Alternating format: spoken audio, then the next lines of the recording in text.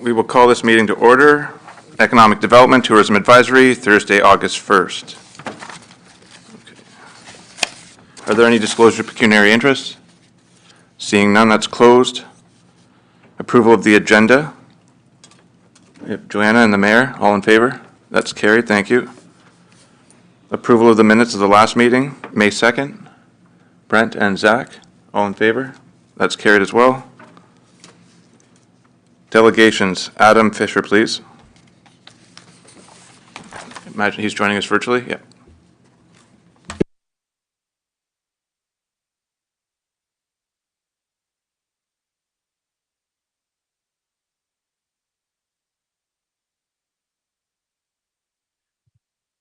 Good afternoon, everyone. Can you hear me?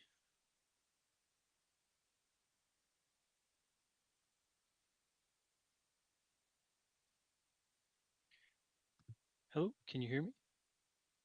Yes, we can hear you. Okay.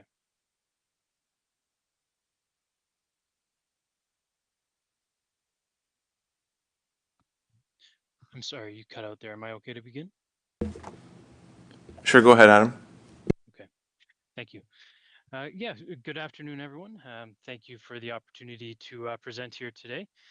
My name is Adam Fisher, and I am a manager at Watson and Associates. We're a consulting firm based out of Mississauga, and we were retained to conduct this City of Quinte West industrial lands costing review and strategy.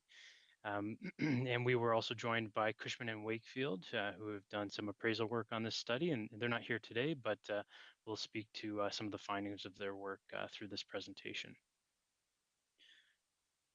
So just to give a little bit of background into the study, as I mentioned, both Watson and Cushman were retained back in the summer of 2023 to conduct this study. And really the four main buckets of work here, we're looking at a key target employment sector analysis. So trying to determine, what kind of industries the city should look to accommodate over the next 3 decades or so. An employment area growth potential analysis, which is ultimately looking at how much demand there is for growth over the longer term horizon, particularly as it relates to employment areas. And you can think of this as more of your typical industrial type uses. The third was an employment area supply and land needs analysis. And so this is really done to determine one, how much land does the city currently have that's vacant and can accommodate growth, and then how does that compare to the demand for that land, and ultimately tells us, does the city have enough land to accommodate future growth? So that was a big component of this exercise, and I'll certainly spend some time talking about that. And then lastly was an industrial land costing strategy, which ultimately arrived at a recommended industrial land price for the city. So fundamentally, why do this? What are employment lands? Why are they important? And so I think this is a really important thing to emphasize to start this presentation off. So ultimately, employment lands, they're certainly an integral part of the city's economic development potential, and they can accommodate a significant share of businesses and employment. And typically, when we're talking about employment lands, we're thinking more about those opportunities within the city that can accommodate more traditional export-based, industrial employment that really can't be accommodated elsewhere in the city. So you want to think about things like land use compatibility. Will a large manufacturing operation cause disruption with neighboring residential communities? The answer would likely be yes. You want to locate these more noxious uses in specific areas within the city. And further to that, you also have dry industrial uses that are typically trying to find a home within municipalities, such as laydown yards. So also planning for, where should those type of operations go, ensuring that, everything has a planned location for growth. And of course, these employment lands generate jobs and economic multipliers. So you can think of it as, these export jobs, export-based jobs bring people to the municipality. As that population grows, it creates more spin-offs and more jobs to serve that growing population. So this export-based approach really does drive both population and economic growth more broadly. And then, of course, non-residential growth, particularly as it relates to employment areas, also supports lower residential property taxes and stronger municipal service levels. So by dividing that charge and having more industrial and non-residential opportunities help support that residential tax base. So of course, an important thing to plan for over the future. And so when we're speaking to, again, these employment areas, we're typically thinking of these as more industrial uses. And when that's, with that being said, what comes to mind often is manufacturing. And so it's had a unique history in Ontario, and just to provide a little bit of context here, we've got the manufacturing GDP in the gold color in the line and the dots, and then labor associated with that in the dark blue and light blue. And so what you can really see is when the global financial crisis hit and leading up to that, really, there was a significant decline in both GDP and employment when it came to the manufacturing sector. And through then and leading up to COVID, we saw a rebound in the GDP aspect of this, but labor had been relatively flat. So this speaks to the more mechanization of the manufacturing industry. And so while it does generate a lot of economic multipliers, that labor growth has been not as fast to recover because of the more technologically intensive methods of manufacturing. But recently, we've certainly seen a more strong rebound in the GDP and labor sector, particularly in Ontario, as we've seen a lot of EV-related activity in large plants, starting to pop up across the province, and these are generating a lot of jobs, or will be generating a lot of jobs, and of course GDP as well. So we are starting to see that reshoring. Of course, with this, economic uncertainty looming, that is starting to perhaps hit a bit of a wall, but it's certainly something to continue to monitor in the coming years. So with that context being said, and as I mentioned at the beginning here, one of the exercises is to really, envision that future for the city and what kind of jobs and uses might be accommodated. And so what this slide shows is essentially a range of different employment areas. So when we're talking about, for example, like the Carrying Place Business Park, that's, a concentrated employment area. And so um, of course, municipalities all across the province, the country, there's a wide range of these types of employment areas. On the leftmost, you can see, rural employment areas. These aren't serviced, so you typically see more kind of land expansive operations like laydown yards that don't really generate a lot of jobs, but of course they serve a purpose in directing those needs from industry. You have good movements districts, which again, they're very land expansive. They don't have the greatest of job yields, but they do, of course, provide jobs and economic activity. Um, then moving to the right, we have more general employment. So when you typically think of an employment area in industrial manufacturing, I think this is what you'd picture for in terms of a general configuration. And then there's also prestige employment, which starts to build on this a little bit with more knowledge-based operations. So it's not just getting into heavy and medium manufacturing and industrial uses, if you will, but really bridging that gap of more kind of lighter uses. There might be some retail operations attached or some research operations attached, and really starting to blur the line between what we would define as industrial. And then lastly, you can see Innovation District takes that a step further and really focuses on that office kind of configuration. And so when we're thinking about future uses for the city, it really does fall within that general and prestige employment category. And then within that, you can see some of these target sectors that you would typically see within a general or prestige operation. Again, talking about manufacturing, agribusiness and food manufacturing, construction, a certain amount of logistics and distribution. So of course, you don't want that to be the sole use necessarily from a job yield perspective, but it does support the functioning of an employment area. So when we're planning for these sites, we want to have a more kind of cohesive and not necessarily isolated, but self-sustaining environment where the different industries can support each other.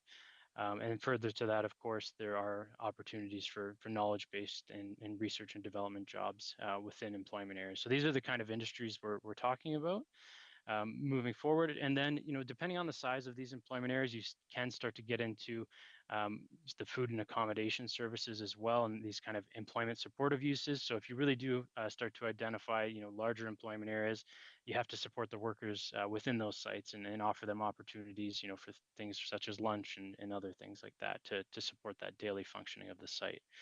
So these are all the considerations we think of when we're talking about target sectors.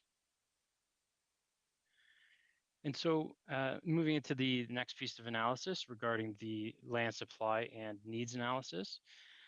So here we have a map summarizing the vacant employment land supply for the city. And so we started this exercise out, um, not necessarily planning to get into an in-depth analysis in reviewing the current supply, but it ultimately did become that to ensure that, as we go through this analysis, we're not just saying, okay, here are all the vacant lands. Great. City of Quinte West has tons of land to accommodate growth over the next 30 years, nothing to worry about. And that's not how we want to conduct a study or leave a study. We want to make sure that when we're doing this vacant land analysis, we're determining what can feasibly be developed within the next 30 years.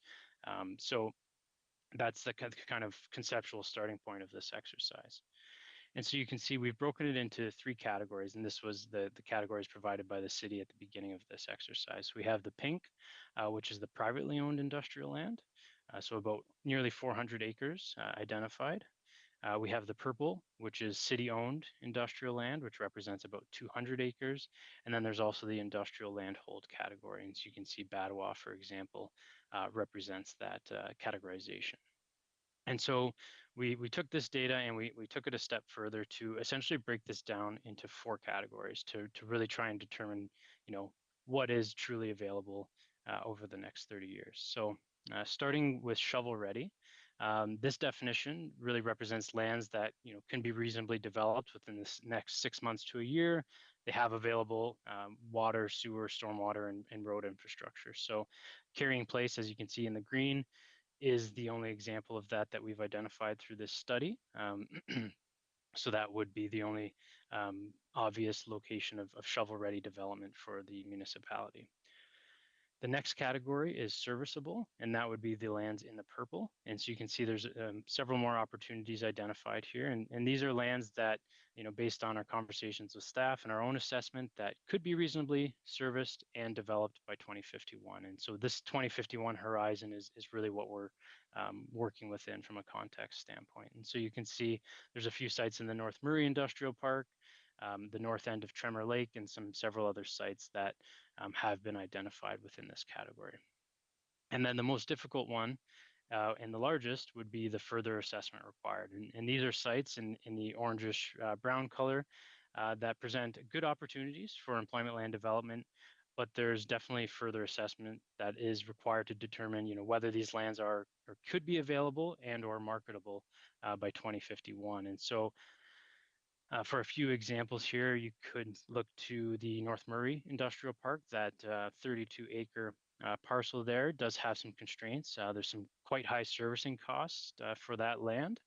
And it also directly abuts residential development to the west. So there are some land use compatibility concerns with, developing that as, industrial use, and the servicing costs to essentially to do that are quite high. And so this might make more sense as a kind of mixed use residential development. So something that again needs further analysis to determine, can this be developed in the next 30 years?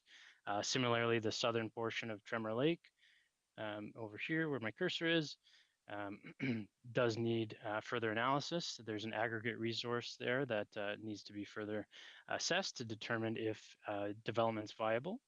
And furthermore, Trenton Cold Storage, you can see the lands again by my cursor here.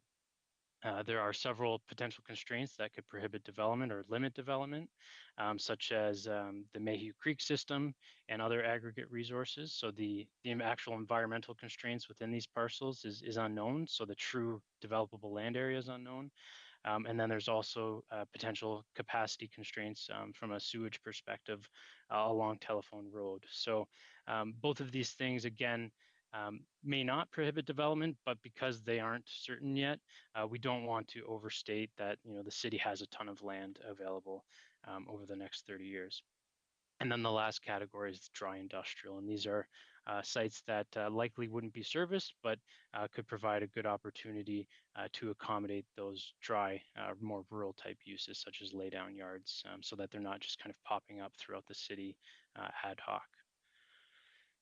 And so when we summarize that, we have about 52 acres of shovel ready and 110 acres of serviceable land. So this is really what we're working with when we talk about a land needs analysis. So when we're trying to look out to the year 2051, we're using these two metrics to tell us, is there enough land to accommodate growth? Because, there is a potential scenario where, carrying place gets built out in the next 5, maybe 10 years, and, this there's an understanding that there's a lot of opportunity within the city, but perhaps none of it is readily available in the short term. And like I said, these assessment pending sites may not be available to accommodate that growth in the short term. So we don't want to overstate that supply and indicate that Quinte West is more than fine to accommodate growth if that's not the case, and there is that further assessment required. So what we then do to put this all together and part of the land needs analysis, so you can see the first bubble on the left there represents the supply, which is, as you can see in that little note, is slightly adjusted for something we call land vacancy. So even though we've identified those sites as serviceable and shovel ready, there are still some potential constraints that might prohibit development. So we, again, try not to overstate what's truly available through this exercise. And the middle bubble represents our demand forecast for employment area land. So you can see we're forecasting about 200 acres of employment land will be needed between 2023 and 2051. There's a lot more detail on where this comes from in the report, but for the purposes of the presentation, I didn't want to spend too much time on that. So when we put that together, that tells us there's a shortfall of approximately 60 acres within the municipality by 2051, which would indicate that the city has to identify opportunity for additional employment land in the forecast horizon. And I'll circle back to that in the conclusions here. So on the last piece of analysis for the study, we have the costing review. And again, this was done by Cushman and Wakefield, and they're not here today, so I'll do my best to summarize their findings and answer any questions, but ultimately this was their recommendation. So they did look at significant sales and the market value of land. So they took a look at, for example, the city of Belleville, and identified that right now there's no service land currently available. Of course, that's being developed in the Northeast Industrial Park there in Belleville. They also identified some sales and a 6.1 acre parcel in April that sold for about $1 million per acre. And they built a storage facility and a hotel, so not necessarily an industrial site. And then a site in Cornwall, lastly, sold for about $216,000 per acre. So when they do these, significant sales, they're really looking for recent activity to try and, gain some insight into what's been happening. And so, based on their analysis, they identified that broadly, the cost or value of unserviced land is about 10 to 75,000 per acre for Quinte West, and that's quite a range, of course. And then the cost to service that land estimated between 125 and 135 per acre, and of course that can vary depending on the specific site. And so, ultimately, they looked again at many other factors to arrive at their ultimate recommendation. For example, the shrinking availability of land supply in the GTA has led to a lot more pressure, expanding past that region. There's the $135 million warehouse in the Northeast Industrial Park in Belleville that's expected to generate spin-off opportunities. Of the new EV plant in Loyalist, again, more jobs and spin-off opportunities. But they are noting that, again, industrial market has softened a bit as of late, in part due to higher interest rates. And so based on, again, their analysis, which can be found in the appendix of our report, they estimated or recommended, I should say, that the city of Quinte West market their industrial land for approximately $250,000 per acre. So this would apply to the Carrying Place Business Park as well as any future employment lands.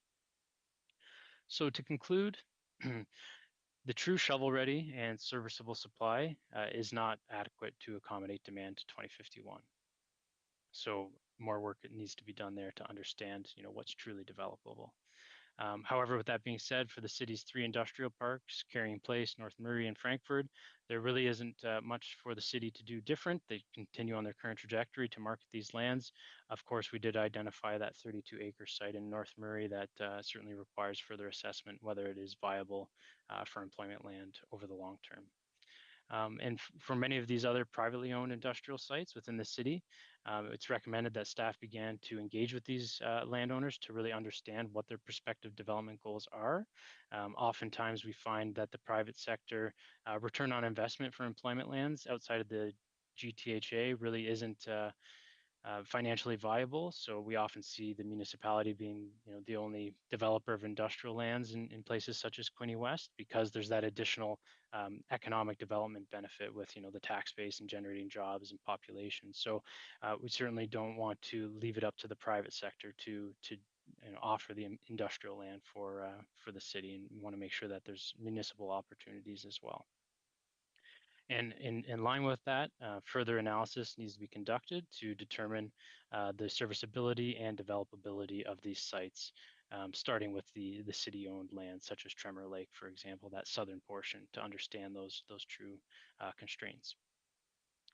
And so, of course, these privately owned sites may or may not be viable, but work has to be done to assess what options are feasibly developable in the next 30 years. And of course, that would factor into this land need calculation. And since we are identifying a deficit, not only looking at the existing supply, but it would also be recommended that the city also begin to look for potential new opportunities for the next municipally owned employment area. To start that process sooner than later, in case the viability of some of these unknown sites doesn't prove to be as positive. It's good to have a clear path to what's next. And as I noted, once that Carrying Place industrial park has been fully developed, there aren't any shovel-ready opportunities. So it's important that the city isn't constrained over the long term and can adequately offer opportunities to prospective businesses. And lastly, we'd recommend that the city also establish a monitoring framework that they can use to actively monitor that supply. So rather than doing this review potentially every 5 to 10 years, staying on top of it is important, especially with how tight the supply might be. That way the city can, proactively plan for any short-term deficits. So that concludes my presentation, and thank you for your time, and happy to answer any questions. Are there any questions? Going around? No. Yes, Joanna? So you've identified that we definitely need land, and you've identified that we need to either establish a company or contract with a company to do that. Can we do that in-house or anything, or would we have to then contract another company to do all that sort of thing? I mean, basically, he's telling us we have to do something about it, so what's our next step? Through the chair to Joanna. So a report has been provided in camera to council with a number of recommendations. Given that a lot of the lands that would need to be further assessed are private lands, which would be confidential information. So through the process, various private lands were identified. And through that, further assessments will be required. So our steps as part of the city team would be reviewing those private lands and identifying what assessments need to be done and incorporating that into the budget process as well. So that but right now we do have the Carrying Place Industrial Park that has over 50 acres, and we do have some land still in North Murray. So working with leads on those now, but like Adam has advised, that we do need to be looking at this for the future, but there is a process that's more detailed that came out of the strategy with a full report to council in camera. Okay, great. Mr. Mayor? Yeah, I know you've just been looking at the land issue, and the further study is going to require our water and wastewater. How much can we service? How much can we, I know you're saying we're short land, but can we service the land we presently have? And to continue to grow, we've got to, I know, spend money on wastewater in particular.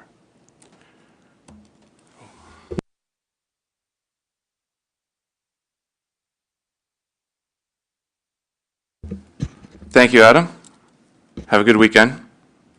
Thank you, everyone. You as well.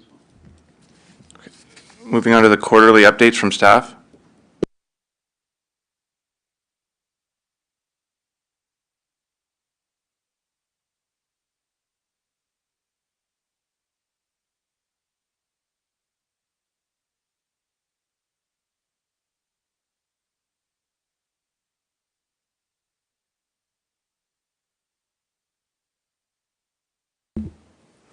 So I can start off the presentation from the team in regards to some of the updates that have been happening over the last few months. So we do have a new team member. Brendan Dahl is our new booking and administration coordinator, and Brendan's here today. So Brendan holds a Bachelor of Business Admin from Laurentian University, and as well as the Canadian Securities Course certification. Brendan was employed as a customer service representative in the finance department here at the city, and has moved over to our team as part of the booking administration function. So working closely, he and Jillian, there's two staff people in that role. So in terms of some of the agenda preparation and supports to the committee and the department, that's part of their function, as well as the bookings for all the city facilities that we have here within the city. So we welcome Brendan and happy to have him on our team. And just an update in terms of the community improvement plan. So Sierra Planning and Management has completed a background discussion report for the Downtown Commercial and Tourism CIP. I know we've provided various updates about this program project to this group. So again, working at updating our Downtown Commercial Community Improvement Plan and also establishing a new tourism CIP, which was identified in our tourism development strategy that was completed 2 and 3 years ago. So they made a presentation to council on July 18th to showcase some of the incentive tools that could be included as part of that program.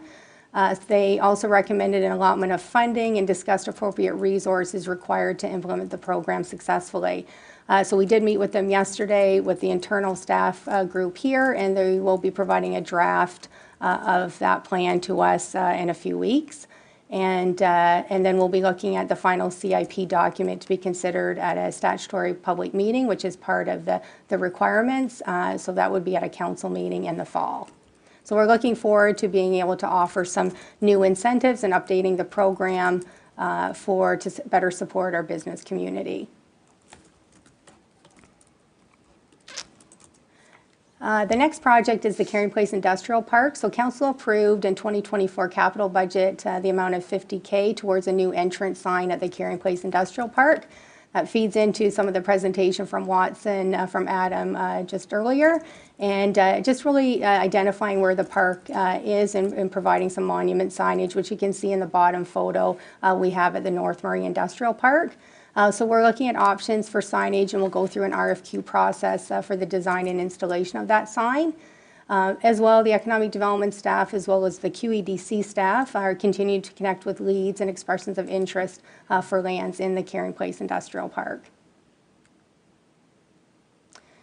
And just a little bit of information about Homestead Marketplace, which officially opened its doors the weekend of June 14th to the 16th. So a ribbon cutting took place to welcome new businesses located at Homestead. So Shoeless Joe's opened, as well as the Homestead Adventure Park and Mini Golf, as well as some previously ribbon cuttings that they had already with the custom carts, Wheels and Waves, Egg Smart, the factory store, Beaver Tails, and I know there's more coming. The official ribbon cutting was held on June 28th, as well as the raising of the Canadian flag, followed by festivities that weekend. They also announced an exciting development, which is in partnership with SCC Hospitality to build a Quality Inn and Suites hotel adjacent to the Homestead Marketplace property. So we're excited about that. It's about 4 stories, I believe, with around 80 guest rooms that will be included as part of that hotel. And I'll pass it over to Liz for some other updates. Thank you. The Work in Quinte Career Fair, hosted in partnership with the City of Belleville, is scheduled for Wednesday, September 18th at the Quinte Sports and Wellness Center. Bay of Quinte Regional Marketing Organization has been managing the Work in Quinte brand and website to support the team on this event. Registration is currently open for employers to participate in the career fair, and we are looking forward to another successful event. At this time, we presently have 29 employers that are registered with roughly 1,000 positions in the region looking to be filled. At the last career fair in April, we saw about 800 attendees, so we're looking to see probably around the same amount this time.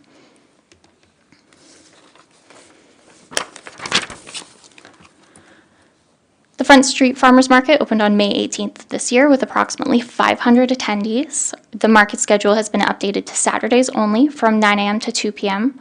This change to the market has had some negative feedback, but the vendors and the public have been incredibly positive. We've seen a great attendance rate. We're continuing to collect vendor feedback, and we'll be applying this to future planning for the farmers market. The pedestrian traffic at the market has been excellent, with about 300 to 500 customers every market, and the enhanced programming such as hands-on exotics, some of the activities for kids such as balloon twisting and face painting have been great for bringing out families and creating a fun and engaging environment. The market currently has 28 registered vendors, and we'll see an average of about 15 to 18 vendors per market, which is up from last year. The Bay of Quinte Regional Marketing Board and Loyalist College have been working on developing a regional approach to attract filming. So at this time, a brand has been developed by Bay of Quinte, and they have allocated the part of their 2024 budget towards working on attracting filming to the area.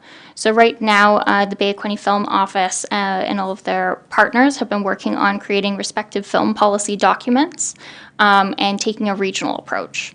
So on June 26th, the Film Office held an industry night with the intent to identify local film sector professionals. So this could be anyone from local actors, location managers, crew, tech, any type of individuals who are involved in the film sector who we could potentially tap on for their expertise and also for their participation. The Bay of Quinte and Economic Development staff will be bringing a presentation forward to the committee at our next meeting.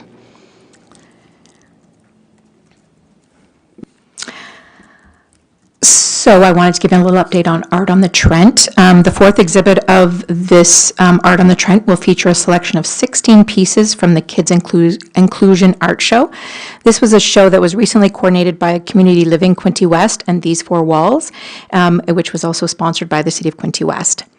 The Art Inclusion Show, A Beacon in Unity, delivered on its promise of unity, embracing diversity and inclusion, and showcased the world of art through the eyes of our youth within Quinte West in grades K to 12. The show at These Four Walls, held in June, met with tremendous success and drew many families out to participate in the opening. Kids were very excited to see their work hanging on the walls, and although fewer students in this exhibit with the 16 pieces, will be smaller. We hope that the sentiment is the same with the selected art being showcased for their artists, and their friends and family, and we hope that they'll all come and see it. The frames are found, of course, in the Frankfurt Tourist Park, Riverfront Square, and Centennial Park within the pop-up's footprint.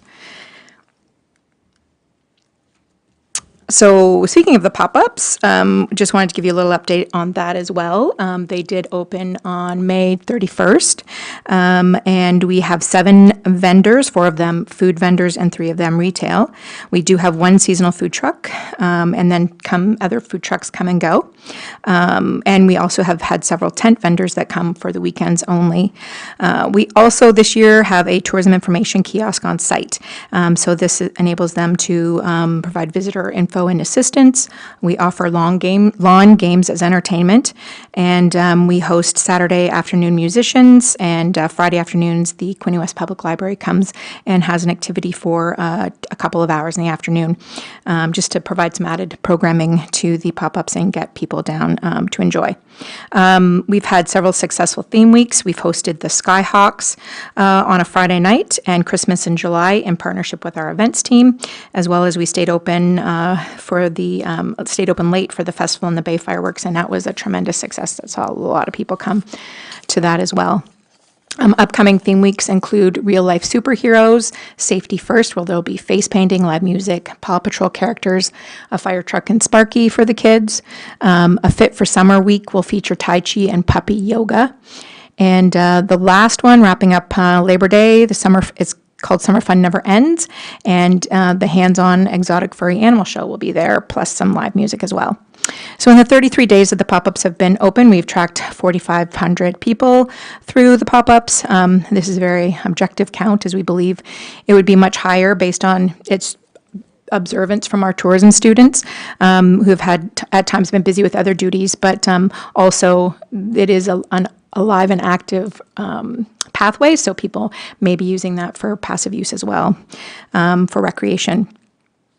But we have given away 1,450 pieces of materials throughout this time there as well. So that's been a good place for people to pick up their discovery guides and their other forms of communication that we've put out. I'm pleased to announce that the giant Muskoka chair will be scheduled for installation in mid-August. It's 7 feet tall and 5.5 feet wide. This is a rendition of it here in this photo. The chair will be located at the east end of the Quinte West pop-ups on a cement pad within the Bay of Quinte, with the Bay of Quinte as a backdrop. It will complement other existing selfie spots like the illuminated love sign, the frame, and the heart. And we'll also have a hashtag along the front of the chair.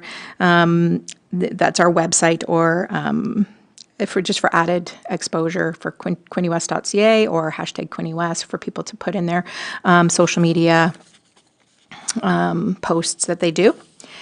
The seat as well will have a small plaque acknowledging the donation of Teresa and David O'Neill in support of the purchase of the chair. My last slide just speaks to the tourism ambassadors. They have been posted at the Quinte West Chamber of Commerce and new this year at the Quinte West Pop-Ups, as I mentioned. They've also attended summer concert series to collect data and several special events to assist event staff, and also host an information booth, including the movies in the park. At the Quinte West International Air Show, we tracked 1,300 visitors and gave out 500 pieces of promotional material. We were at Canada Day and Festival in the Bay, where we tracked 350 visitors. Well, we were at Touch the Truck last week, which is another hugely successful event and hit a lot of families. And events that are still remaining include the Great Summer Carnival, which is a new event that I'm sure Rebecca will mention later, movie night in Wooler, and the plowing match. And so from May 15th to the 31st, students have logged 617 visitors to the chamber, and 50% of those were locals. So, over to you, Rebecca.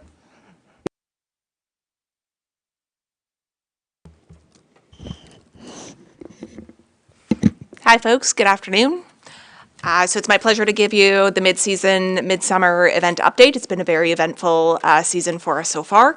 Most recently, and not captured on my current slide, but I do want to acknowledge that this week we hosted our second annual Canadian Citizenship Ceremony here at City Hall in recognition of International Friendship Day. So we were pleased to welcome 36 new Canadians to Quinte West in partnership with the Ministry of Immigration, Refugees and Citizenship Canada. And we have the intention to continue the tradition of hosting a citizenship ceremony here again next year, getting a future date on the calendar with the ministry. So on my slide here is a very high-level overview of the highlights, some of which are underway. So the pop-ups as discussed, the farmers market as discussed, the summer concert series in both Trenton and Frankfurt is well underway as well. And my next slide addresses the schedule that's available at quintewest.ca/summer activities with all of our community event information online. Forthcoming, we have a very busy weekend in Centennial Park on August the 10th, including our newest event to the community in response to feedback that we received from this group last year, being that we did not have a city signature event in Quinte West in August. So our events team is very proud to produce the new series called Quinte West Presents. This year it is the Great Summer Carnival. So I do have a slide with more details about that event coming up. I'll hold the rest of the details for that when it appears on the screen. We're also looking forward to our next signature event later in the fall. September 21st is Hops on the Water. I have an additional slide for that as well. And then, of course, you've heard us share updates about the upcoming under 15 Toyota National Soccer Championships in partnership with Canada Soccer. So we do have another meeting of this committee, I acknowledge, in November of this year. So I look forward to bringing back some fall-winter updates, but I have noted the dates here, November, December through the end of the year for those who are watching and want to mark their calendars. So I mentioned the summer concert series is well underway. We promote this summer concert series in partnership with the DBIA, who also has their own concerts. And so Wednesdays, Fridays, and Sundays throughout the community, we have a robust offering of different cultural and genre-based musical tastes. And the tourism students, as Jen had indicated, help us in being present at many of these concerts to facilitate the community's enjoyment. So this is the slide that captures the details of our newest event, Quinte West Presents the Great Summer Carnival. Saturday, August 10th, it's free family fun from 3 p.m. until 8 p.m. at the Bob Wanamaker Amphitheater. So we certainly are looking for every opportunity to animate these spaces and utilize the infrastructure that we have in our parks to welcome our community out to enjoy the summer. So there are carnival games, water fun, a slip and slide, a foam machine, buskers, a carnival performer. We have food trucks on board. And like I said before, more information, including parking and free shuttle information, is available at quintewest.ca/summer activities. August 10th, 9th, 10th, and 11th, Friday, Saturday, Sunday, is a very busy event weekend in the park. We also have the Cameron Memorial Soccer Tournament that's with us every year in partnership with Quinte West Soccer Club, led by the soccer club, is welcoming more than 2,000 players and guests to the park that weekend. And so we look forward to animating our space with all of our partners.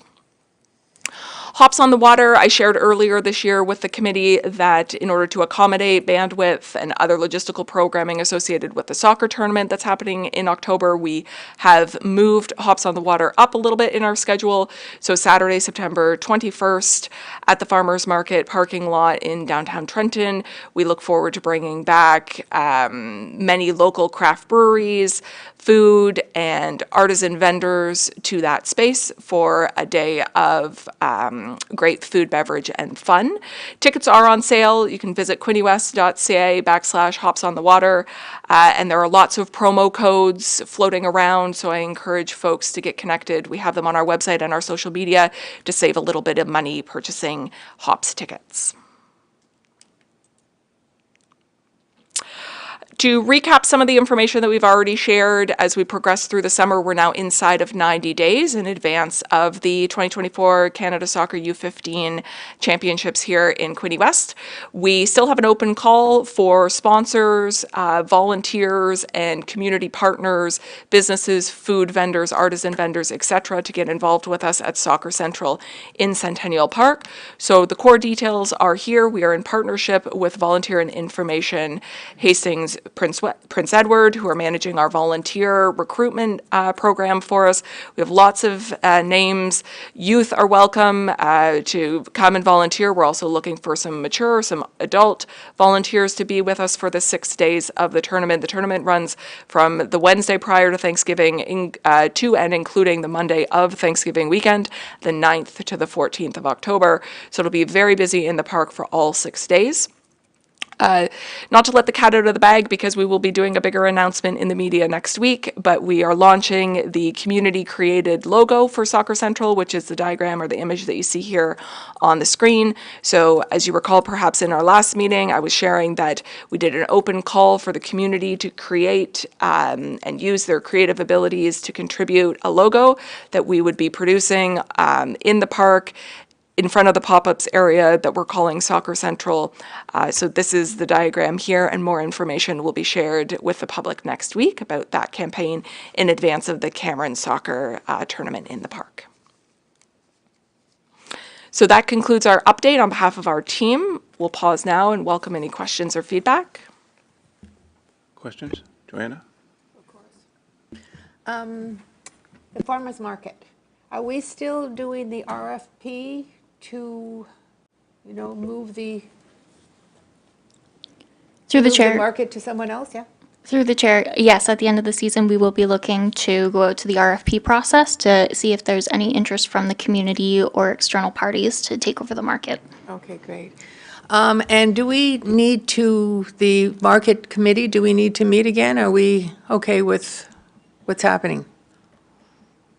I'm sort of looking at you, Zach, because you're the only one on the committee with me. Thank you through the chair. I mean, I don't see that they're necessarily. I think we could probably process the feedback from vendors and customers at that meeting and also handle the that RFP process as well. I think that makes sense. Okay.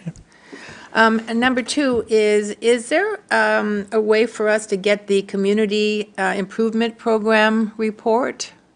Like, we talk about the community improvement program, but I have absolutely no idea what that consists of, what it looks at, or what's in it, or anything.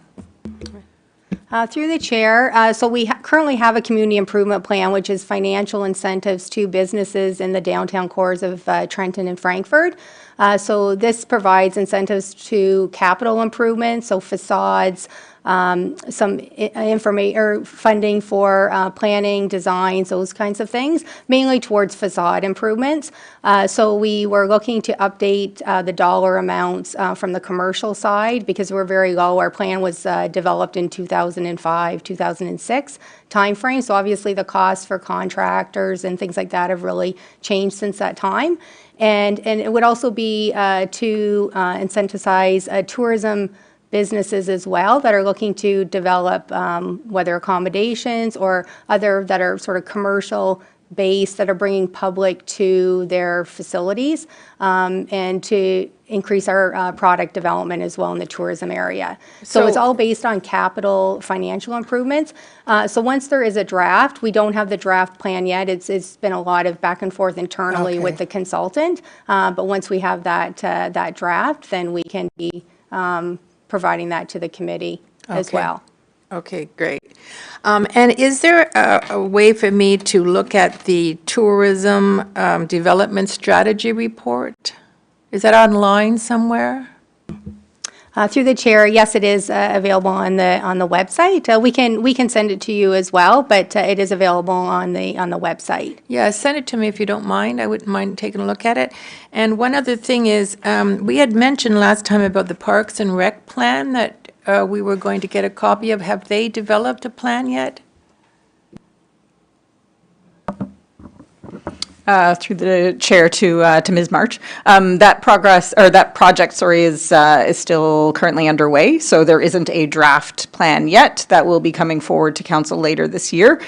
We have conducted some initial community engagement. There was some surveying that you might have seen that was publicly advertised. We will be hosting a public open house later this summer as well as part of that project. So I'll certainly keep the committee up to date when we do have a draft available for council to consider.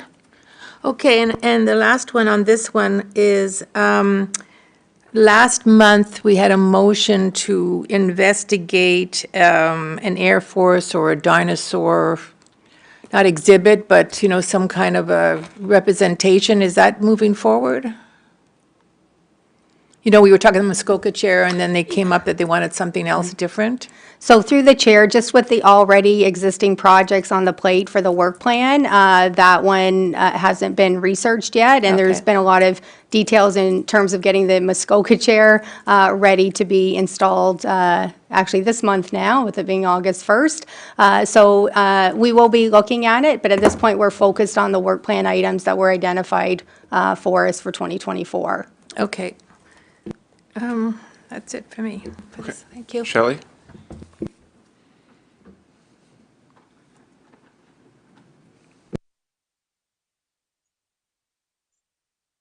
Yeah, you're still muted, Shelley. You don't have any volume.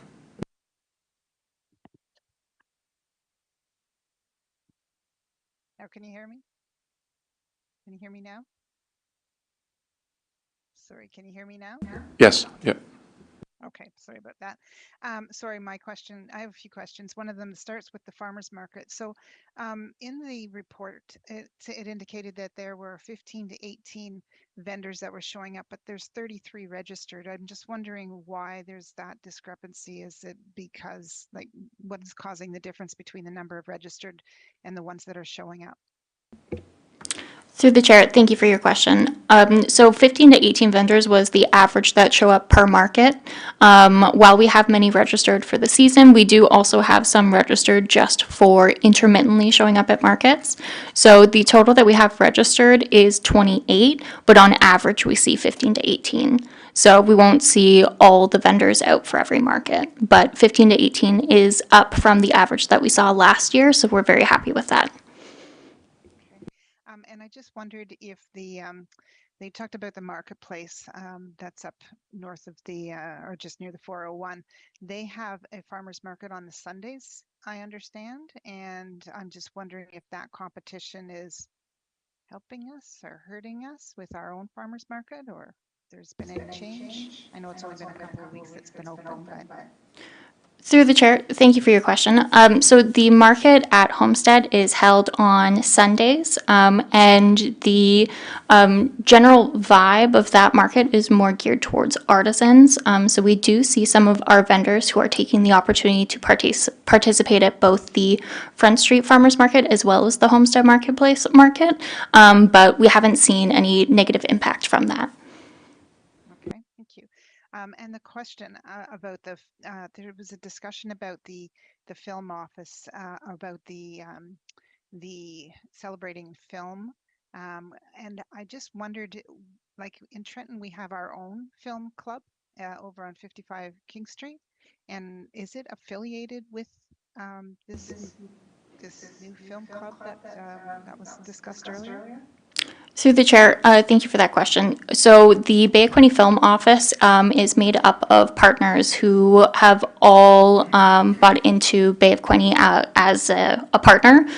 So currently they have allocated some of the Bay of Quinte marketing budget into attracting filming.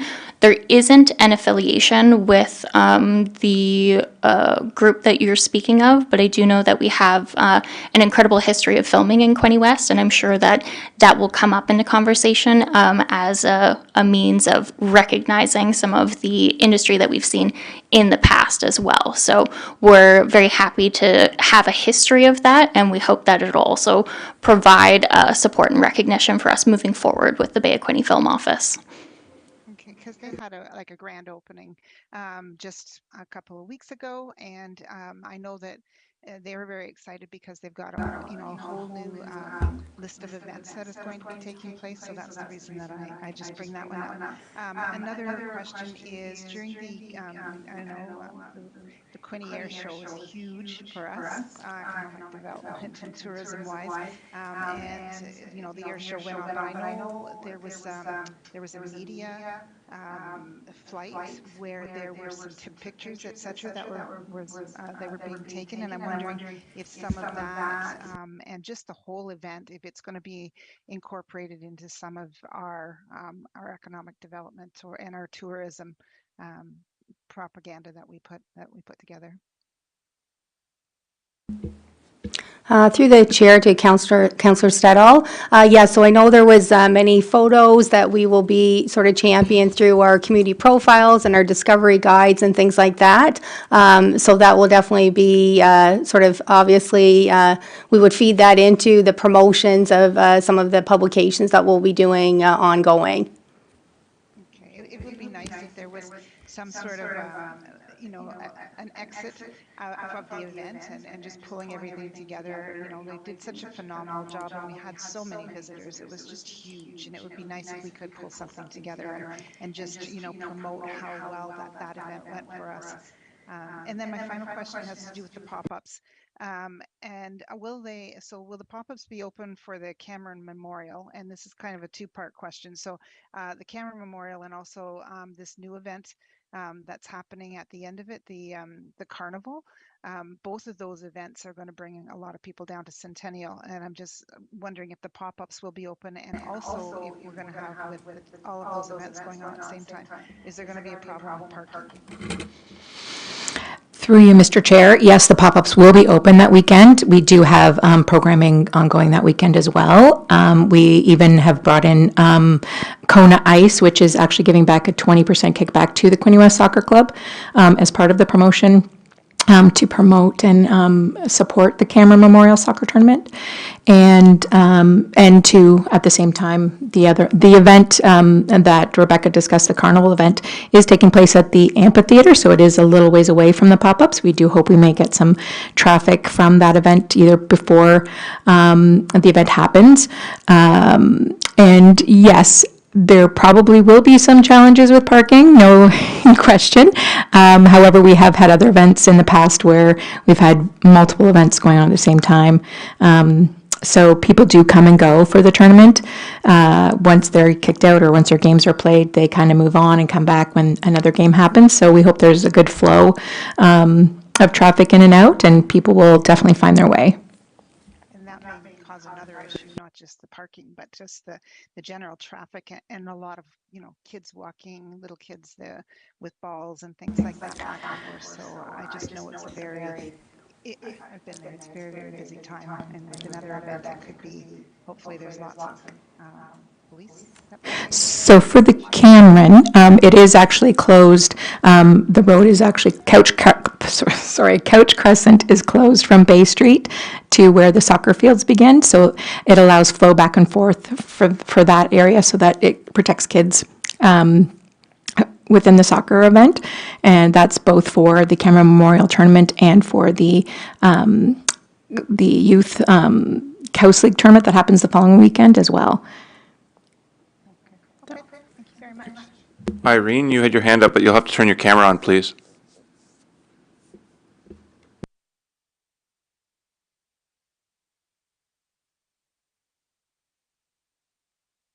Oh, how come the video's not on? Oh, there we go. Okay, just a couple of questions. Thank you for such an insightful meeting. Just going back to 55 King Street, I think Shelley had mentioned about the location. That is the Historical Society of Trenton, and they are really, really working hard to bring people together by offering free movies. I think that, well, personally, I'm involved in it to a very small degree, but I think that that's an opportunity for this committee to go to them and try to tie in a few of their offerings with what we offer as a whole. I know in August the 19th, they're going to be doing an old movie about car racing. What they do is actually they do movies on very old movies, like they had King Kong, they had The Time Machine. So really interesting things that are happening. And yet very few people come. And it's free, and they're trying to advertise it as much as possible. But I think if we work with them, maybe we'll have a little bit more of an input for the community around Trenton. So that's one thing. And again, if you wanted to contact the president there, his name is Roy Miller. I can certainly give you the information. The other thing is, and kudos to Frankfurt, because they're working with the Historical Society, and they're actually putting up free advertising on their billboards. So that's pretty nice. The other thing is, I just wanted to know how much that chair finally cost us, because, we kept hearing, it's not going to cost very much, but how much did it end up costing? Yes, no, maybe, nobody knows?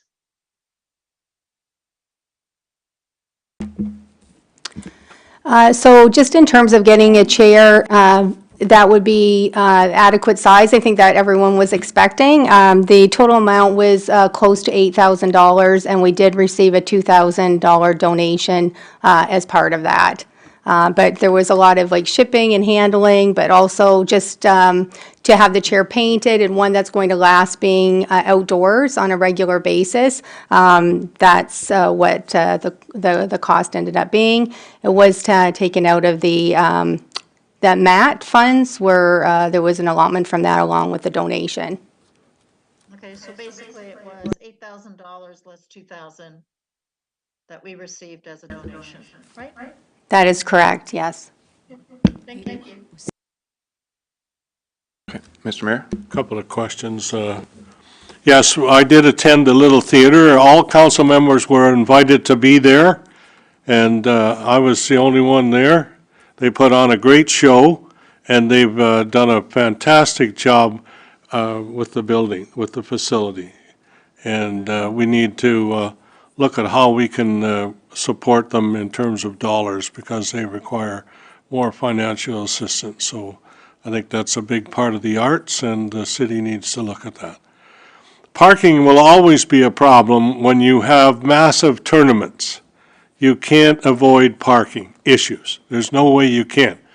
The best thing we can do is make sure that we put up the, the pylons and the blockages that we need, and make sure that people in Centennial Park follow and adhere to those.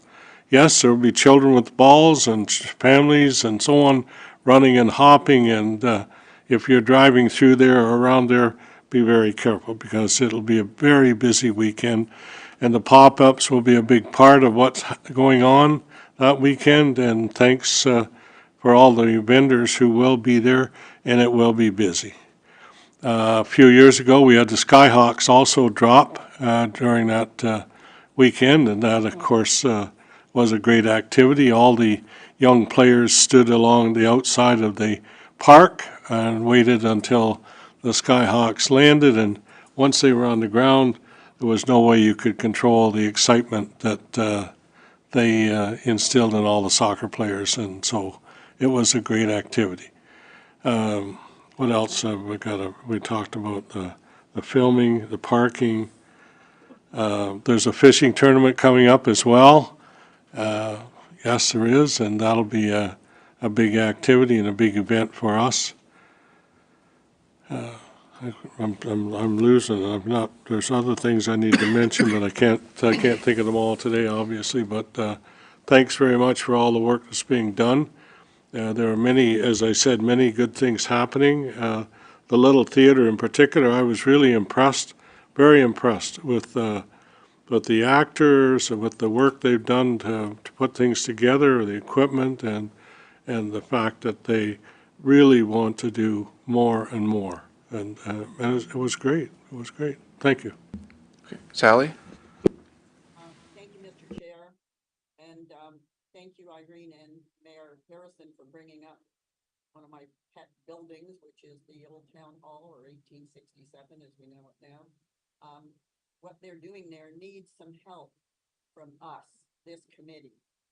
Let's help them with advertising. Let's use the illuminated signs that we have in Frankfurt and Trenton when they have, like they did on Friday. I don't think there was anything about it on the signs, and we could help them there. The Bay of Quinte Marketing Board can help us with that. That thing needs a lot of promotion, and it's not, it's not for profit. Any money they bring in has to go back into the building, because the building is in constant state of improvements and repairs and updates, etc. So I'd like to see this committee and the whole city and our website, everything, help promote that building. We've got such a small art community. We need to get behind them hard, and I hope we will do that. And thank you again for going, Mr. Mayor. I really appreciated getting the feedback on that, as I these days am not able to do that sort of thing. And I also want to ask, is there still a farmer's market in Frankfurt? I knew it started, but I don't know if it's ongoing. Oops, I can answer that one.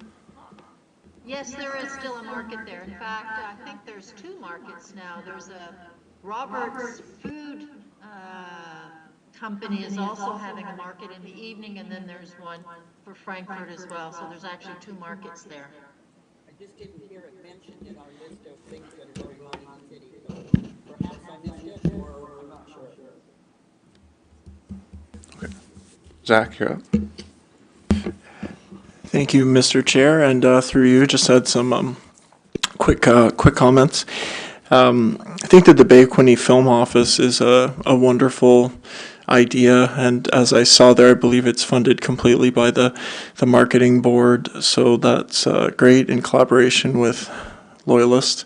I think that's a wonderful opportunity to highlight the region. I know that the City of Belleville has been able to land a few opportunities to film episodes and some films there, and I'm sure Quinte West has over the years as well, but I think having a more regional approach could give us an opportunity to get some even larger projects and some in Quinte West specifically, so that's great.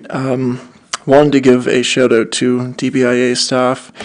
Festival on the Bay this year was wonderful and excellent entertainment. I think that it went over really well, having the buskers and kind of smaller scale, moving up and down the street presentations. They were great for all ages, and I wanted to give a shout out there because it was vendor feedback, customer feedback, attendee feedback was all great, though admittedly anecdotal.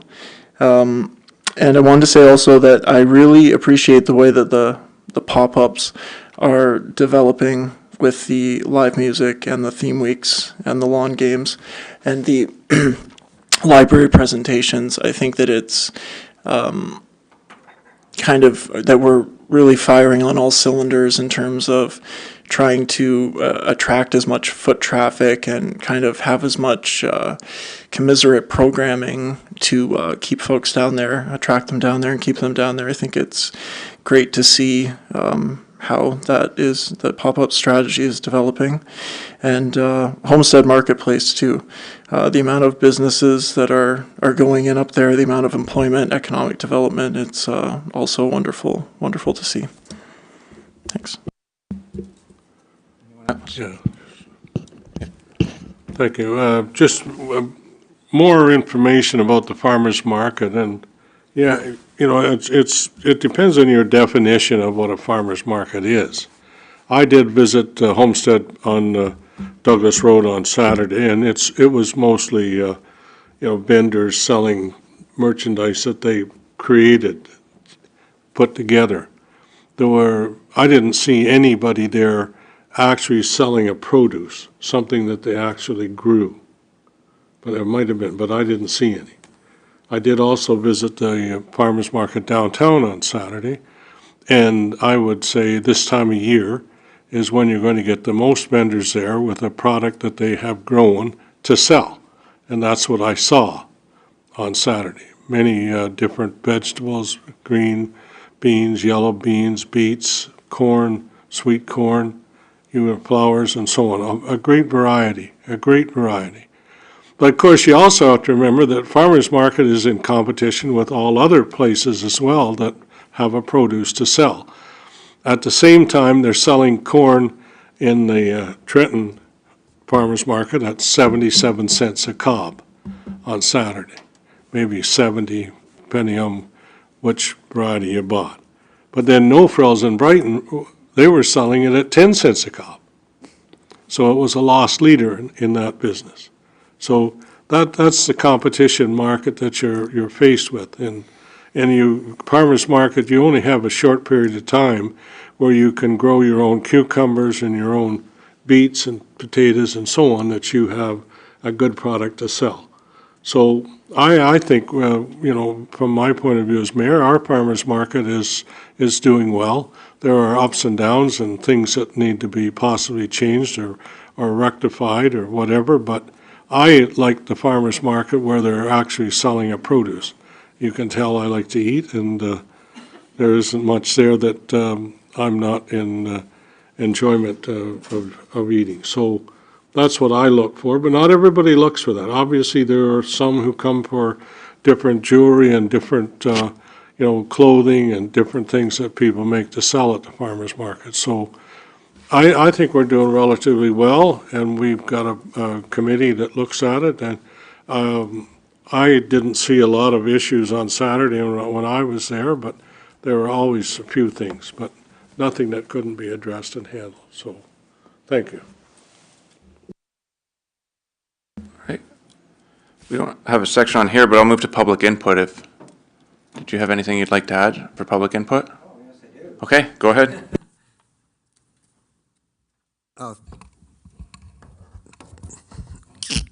Thanks very much. Name is Bob Coker. I've been around the place here since 1951 in some form or another. But I just wanted to give you some information. I'm the president of a model train club in Brighton, and we decided to come to Trenton Junction and watch trains last night because our clubhouse is stifling. And I happened to have a thermometer, and I measured the temperature in the railroad station there. It it was close to 115 Fahrenheit. I know there's not much we can do about it. But the other thing is, one of our members went into the washroom and discovered the sink was full of syringes and tinfoil and all kinds of things. I had the OPP come this morning and they cleared it all away. I don't know if they're going to do anything much with it. So I don't know if we have any connection with that station anymore or if it's entirely via. Do you know? I mean, economic development and tourism, the station is becoming kind of an embarrassment. It's falling apart. There's a lot of things need to be fixed, and certainly this is the first time I'm aware of any drug paraphernalia that's appeared there. So I just thought something that you got to look into as far as tourism and goes. I know the mayor has been helping out in that respect. So. Yes, I understand what you're saying, but I didn't allow, anytime I've been there, I haven't seen any drug paraphernalia, but that doesn't mean it isn't there. I just haven't seen it. Yeah, well, I haven't either. We've been doing our best to keep it in good shape and keep it clean and work with VIA to keep it up so it is useful and meets the needs of the volume of traffic we have. Do you understand how the locks work on the door? Is it Used to. kind of a remote thing? Like, I've been told that the lock opens automatically half hour before a train time and closes half an hour after a train time. Well, who does that? Listen, I don't know, Bob. But anytime I've been there, it's been unlocked. So I'm not saying you're wrong, but there are all kinds of things you can do with those. No, I have been there early and it's locked. And then about a half hour before the train is scheduled to arrive, suddenly the lock opens. Could be on a timer. Might Could be on a timer, that lock, there is a mechanism on one of the poles there. So the last train that stops at Trenton Junction is around 9 o'clock in the evening, and it's heading to Toronto. So I suppose I don't know when this drug stuff showed up, but it must have been late at night, I suspect. So if the thing locks automatically half hour after the train, then maybe the OPP should take a little whiz around about that time.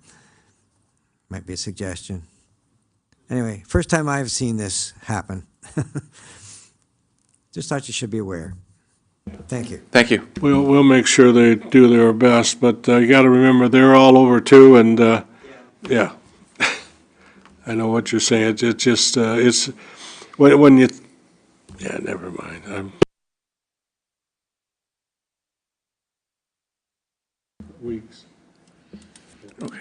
Now, for the items for committee's consideration, we have staff report 24009 from the ECDev and tourism team. Through you, Mr. Chair. As many of you already know from previous reports, effective July 1st, 2019, the municipal accommodation tax was implemented at a rate of 4% and applies to all accommodation rentals under 30 days at hotel, motel, inns, beds and breakfast, resorts, or dwelling units within the city of Quinte West. This was in line with many other communities across Ontario and continues to be. As per regulation, Ontario Regulation 435-17, 50% of these funds must be paid to one or more eligible tourism entities and be used for the exclusive purpose of promoting tourism. And of course, the Bay of Quinte Regional Marketing Board is the recipient of that 50% of Quinte West's municipal accommodation funds. Currently, 3 hotels, 3 motels, and 2 B&Bs remit on a quarterly basis, and there are 3 short-term accommodations that have identified themselves and do voluntarily remit MAT tax. Since our last meeting, Council did approve proceeding with the address identification of short-term accommodations within Quinte West, and this will allow us to explore the potential of establishing a licensing bylaw to extend the MAP program to include this type of accommodation as well. This may yield more income for both Quinte West and the Bay of Quinte Regional Marketing Board. We have entered into an agreement with Granicus, who has been endorsed to identify all of those STAs within Quinte West, and once the onboarding occurs, this process could take 4 to 12 weeks to complete. And concurrently with that, our staff will be preparing a report to council on the considerations and options for establishing the regulatory framework for the licensing of the STAs going forward. And once identified and licensed, and then the bylaw can be established to enable the remittance of the MAT. It'll involve multiple city departments for this process to take place.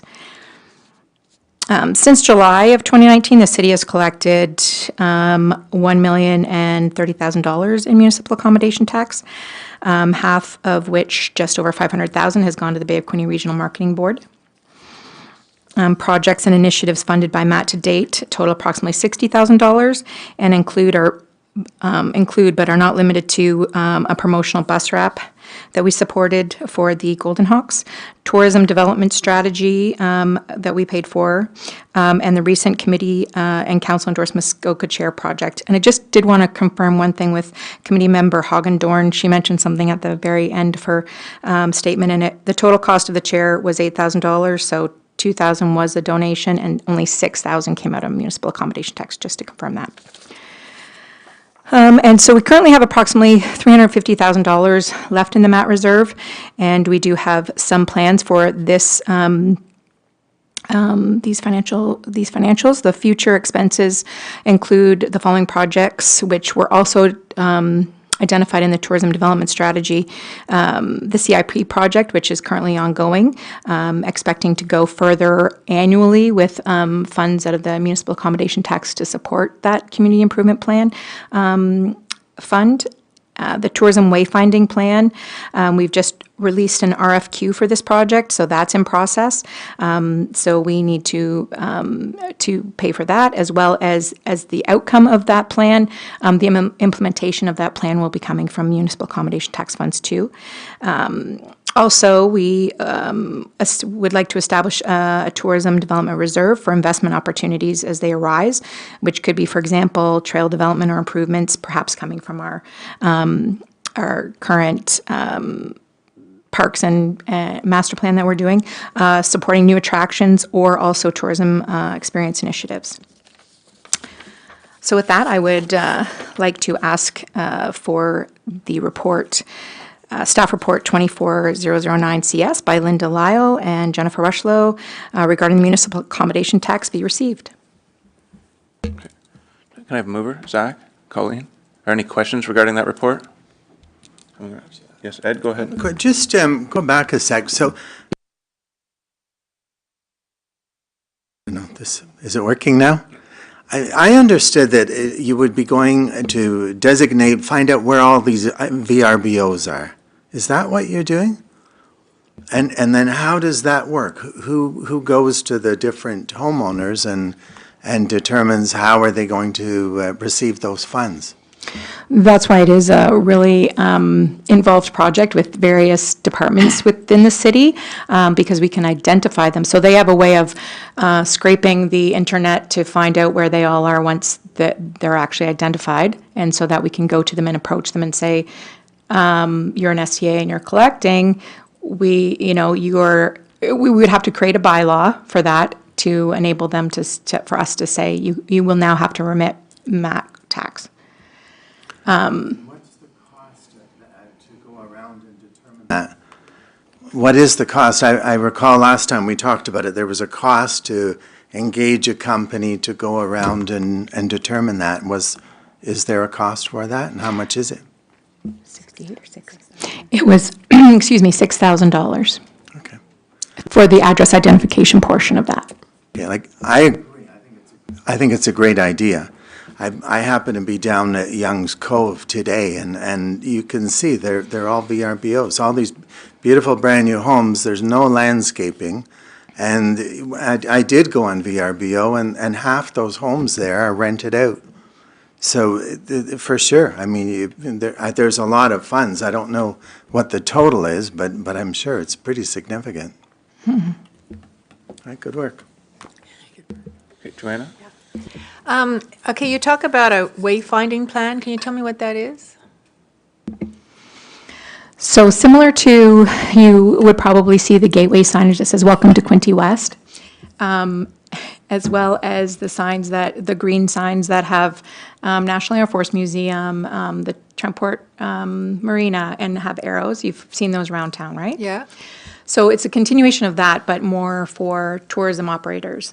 So it would be identifying where the golf courses are, where the campgrounds are, the trail system, just to further identify ways for people to get around and locate the assets that are tourism related. So we, as a municipality, we pay for all that? We don't get any support from the actual tourism operator? Well, that's what the consultant will tell us, like if there's a way, what's the best method of, identifying whether they should be like a pay-to-play system or if we should be supporting that. That will come out of the consultant's report. Yeah, I was really surprised when I read that it was $350,000 we had in that. I thought that was quite a bit of money.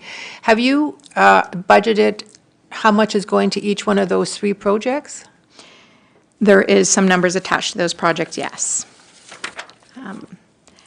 For example, the CIP project would basically require potentially $50,000 per year, depending on if that was used or not. It may roll over subsequent years, but that would be the base for this coming year. The RFQ has an upset limit of $50,000 for the plan, but then to implement that could be, signage is really expensive. So perhaps $100,000 to $150,000, depending on what the consultant says. And then there's some other items that we would need to take out of that as well. Have you come up with kind of a rough estimate of how much you would be getting in MAT tax yearly once the short-term accommodations are put into place? And like how much you're getting yearly right now for MAT tax? I know you've got the total of 1 million, but yearly, so it's been 5 years, and it basically varies quite a bit, depending on through COVID and that kind of thing. So there really isn't, I haven't taken an average. It ranges from Well, don't count COVID, because that is completely different, but just say the last year. And recovery. I mean, are we talking 100,000 a year? Or? So in 2023, there was 108,000. Yeah, oh, so sorry, in 2023, I'm looking at the wrong slip, there was 217,000. So that's quite a lot of money. And then if we add the short-term accommodations in that as well, we're going to have a substantial amount of money to use. And to just have those 3 projects, we're going to have to come up with other ideas to spend that money. There is a cost to the short-term accommodation. We haven't really addressed that, Yeah. but there will be licensing, there will be bylaw enforcement that will need to be done. So all of those different financial, there's probably, right now we have 13 of them that we're tracking, and even that is a challenge sometimes. So to think we might have to track 250 of them is an enormous amount of time and money spent on the administration of it. So that all has to be factored into that too. True, but I mean, let's hope that it doesn't cost more than what we're actually getting on that whole thing, because that wouldn't make that much sense. But and that's what needs to be identified or investigated before going forward and really jumping in. Yeah, and once you get that in place, though, it should run fairly well, I would assume. AI is coming in, so they got to have something to do with it, but. No. Well, I think as well, in terms of that 200,000, 100 of that would be going to the Bay of Quinte. So the city would have the remainder of the 100,000. So, obviously they're marketing the region, so it's money well spent. But the money that would be left at the city for tourism initiatives, it would be half of that 200,000. And again, would be a significant cost for implementation, and that's what we're working with our planning and building departments to determine if more staff resources would need to be hired to make this work. So at this point, we want to ensure that there is money to be made if the city is proceeding with it. Okay, my last question, sorry, is you have the Tourism Development Fund grant. Does that come out of the MAT money as well? No, that is a separate budget line. That is a separate budget line? Okay, there was a motion for us to see that report and then the process for next year with the applications on that? Correct. That will come to the November meeting for approval. Okay. Okay. Irene? What I think you should do about Airbnbs, because I travel a lot and I'm staying in Airbnbs, go after Airbnb because they take. So for example, if I'm staying somewhere for 2 nights and I'm paying $638, the person that owns the Airbnb gets 359. So who's making the money? And every time you look at what Airbnb provides you with, either as a tourist or as an owner, they also tell you that they're actually paying a tax to Quinte West, for example. So there's number one. Number two, I think Airbnbs play a big part in the city or Quinte West or wherever they're located because they do draw a lot of tourists. And the tourists then probably will ask, which I have done in the past, I ask the Airbnb host, what should I do? Where can I go? So I think you might be making a mistake by going after the Airbnb proprietors. I think what you have to do is really think, how do I get a hold of the Airbnb organization and take the money that they claim they're giving to you, and they don't. So that's just my 2 cents on Airbnbs. Colleen? So you should investigate that first before you say, oh, we're going to go after the Airbnb proprietor, because they're already paying taxes. So where's that tax money going? Colleen, go ahead. Yeah. Okay. Sorry, through you, Mr. Chair. We have had conversations with the Airbnb back when this whole, back in 2019 when this started. So Airbnb were collecting on behalf of some of the municipalities. They definitely, once they started, refused to collect for most of the municipalities based on principle alone. We don't go after VRBO or any of the other online platforms. So in that essence, they don't feel that they should have to remit the tax on behalf of their businesses that work through them. And several of them do work on different platforms at the same time as well. So there's that too. The Tourism Industry Association of Ontario has been working with Airbnb and trying to come up with a way that might help facilitate that going forward. But it is the actual responsibility of the owner of the Airbnb and the hotel to submit the MAT. I don't know anything about the additional tax that they say that they're paying, but it's not definitely municipal accommodation tax.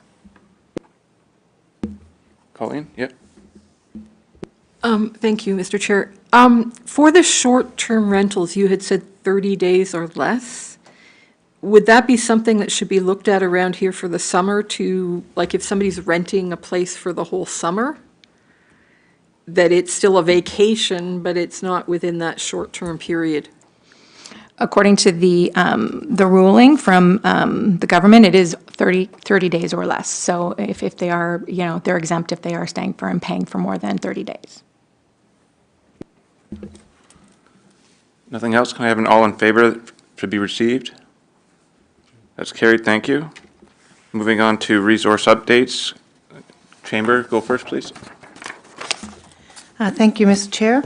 A couple of updates for you. Number one, the QBAA nominations closed. We had 1,300 business nominations came in through the website, so that's amazing for the Bay of Quinte area. When we removed all the duplicates, because some businesses got nominated numerous times. There was actually 412 businesses that were nominated.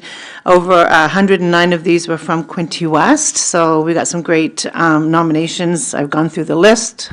I know which ones I think can win an award this year, so I'm certainly going to be encouraging them to fill in their applications. They have until the second week in September to complete those nominations, and then the judging will take place in October. Tickets are on sale now, so if anybody needs a ticket, they can get it through the website.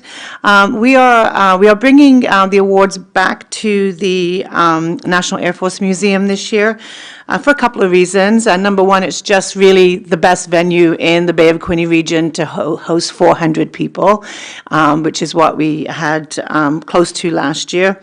And also, we do want to dedicate this year's awards to the RCIF 100th anniversary. When we talk about economic drivers and, an organization that supports our local businesses. I don't think we have to look any further than the 8-wing and the men and women in uniform. So we will be inviting dignitaries from 8-wing to be on hand for this year's awards, and we will be making a presentation at the beginning and really just thanking them for what they do and for, of course, the contributions to Quinte West. So that's going to be just something a little extra for this year's event.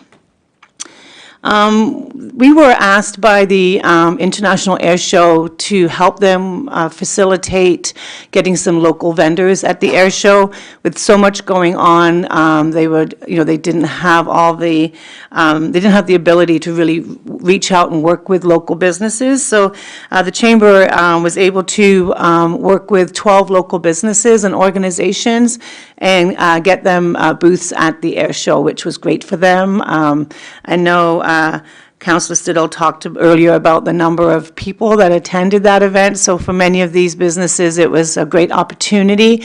Wade Watts was there with his accessibility business, and he just said it was amazing to the connections that he made from across the country at the air show for his mobility devices, such as the Moby mats and other items that he has. So that was something we were really happy to be part of. Wearing another hat. I am still the chair of the Quinte Museum of Natural History, and just wanted to report that the museum has been open since late spring. The dinosaurs are now back in Quinte West and have been there since the very beginning of July. So in partnership with RCI, they're in place, and the attendance has been really good at the museum. As you know, with all the rain that we've had this year, there's been a lot of campers and people with families that have been really appreciative of having an indoor activity that they can be part of. And I know the National Air Force Museum is there as well. So that's something that's been going really, really well. The last update I want to give, and then I have a couple of questions, if I may, Mr. Chair.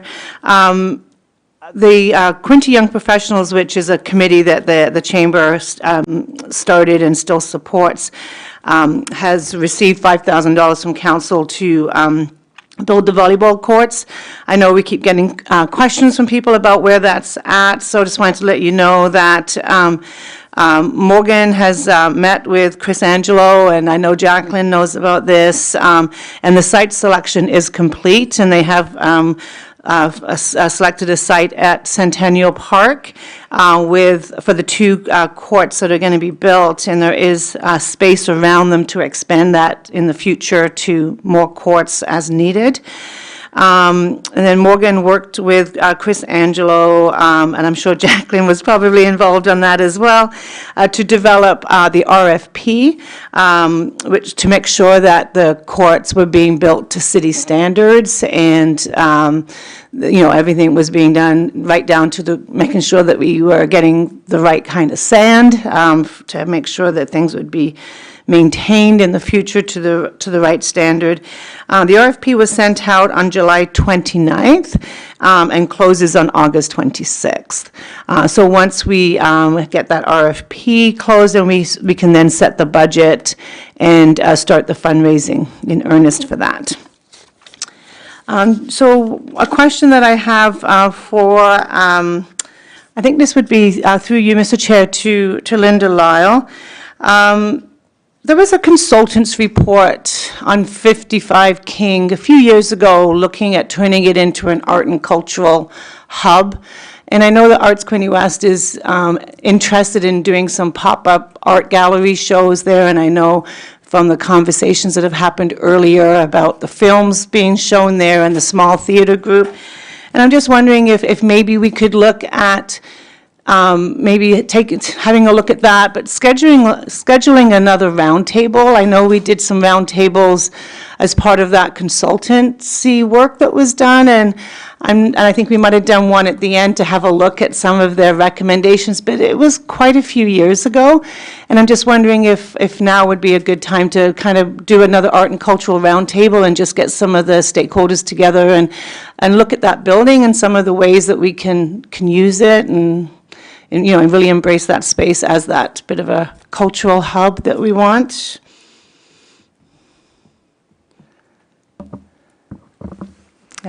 Through the chair to Ms. Andrews. Yeah, certainly we can maybe connect offline and kind of talk of what that might look like. On the sidelines, we've been working with the Trenton Port Historical Society, who are kind of the main operators of that space, on an updated lease for the use of that space. As you heard earlier from the mayor and a few others, the Quinte Little Theatre Company has joined that group, and they are working on kind of expanding the partnership opportunities and the programming that goes on in that space. So certainly the timing is great for your question, and the momentum that we're starting to see at that site, which is great. So let's connect about that, and we can talk about next steps. That sounds really great. Thank you. I know that Arts Quinte West has been in touch with the Trenton Port Historical Society, and they've got a meeting to, they've been great, and to go through and have a look at the space so they can plan some art events there for the fall and winter. So another question through you, Mr. Chair, is around the Art and Cultural Fund. I know that there was a fund originally set up for film festivals, and then I believe that fund has, I don't even know if there's any money left in that fund, if it even still exists. If that film festival fund is something that is no longer exists, is it?